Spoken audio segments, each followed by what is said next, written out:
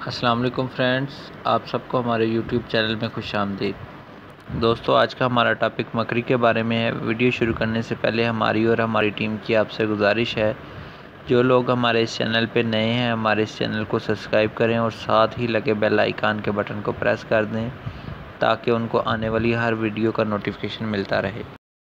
دوستو، اگر مکری کی بناوٹ کی بات کریں تو اللہ تعالیٰ نے اسے 8 پاؤں اور 6 آنکھیں دی ہیں۔ یہ بہت ہی عنایت پسند جانور ہے، مگر خدا کی یہ شان کہ سب حریص جانور یعنی مکھی اور مچھر اس کی غذا ہیں۔ مکری کئی دنوں تک بھوکی اپنے ہی جالے میں بیٹھی رہتی ہے، مگر یہ اپنے جالے سے باہر نکل کر خوراک کو تلاش نہیں کرتی۔ جب جالے کے اندر کوئی مکھی یا مچھر پھنس جاتا ہے تو یہ مکری اس کو کھا لیتی ہے، ورنہ وہ صبر و عنایت کر کے پڑی رہتی ہے۔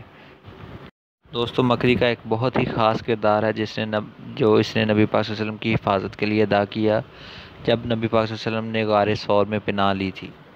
توبہ نعوذ باللہ، قریشیوں نے مکہ میں ایک رات آپ صلی اللہ علیہ وسلم کے بارے میں آپس میں مشورہ کیا۔ کسی نے کہا کہ صبح ہو تو آپ صلی اللہ علیہ وسلم کو بیڑیوں سے باندھ دیں، اور کسی نے کہا نہیں بلکہ ان کو تو قتل کر دیں۔ ہر کسی نے اپنی ناقص عقل کے مطابق مشورہ دیا۔ اللہ تعالیٰ نے ان سب باتوں سے اپنے حبیب آقا دو جہاں وجہ تخلیق کائنات حضرت محمد صلی اللہ علیہ وسلم کو آگاہ کر دیا تھا۔ تب سیدنا علی المرتضیٰ نے نبی پاک صلی اللہ علیہ وسلم کے بستر پر وہ رات گزاری اور نبی کریم صلی اللہ علیہ وسلم وہاں سے نکل کر غار ثور میں پناہ گزیر ہوئے۔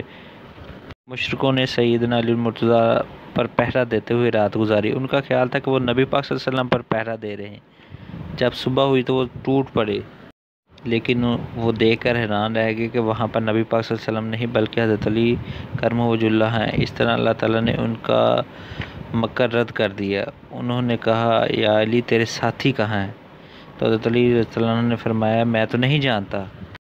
مکثر کے پھر مشرکین آپ صلی اللہ علیہ وسلم کے قدموں کے نشانات کی تلاش میں چل پڑے، یہاں تک کہ وہ ایک پہاڑ پر چڑھے اور اس پہاڑ کے ذریعے سے وہ غار ثور تک پہنچے۔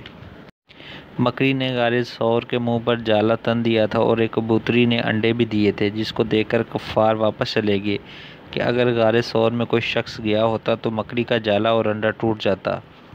دوستو، یہ وہ کردار جو مکری نے ادا کیا نبی پاک صلی اللہ علیہ وسلم کی حفاظت کے لیے۔ اس کے ساتھ ساتھ حضرت علی کرم وجہ اللہ سے مروی ہے کہ آپ نے فرمایا، اپنے گھروں سے مکریوں کے جالے کو دور کرتے رہو، کیونکہ یہ مفلسی اور ناداری کا باعث ہے۔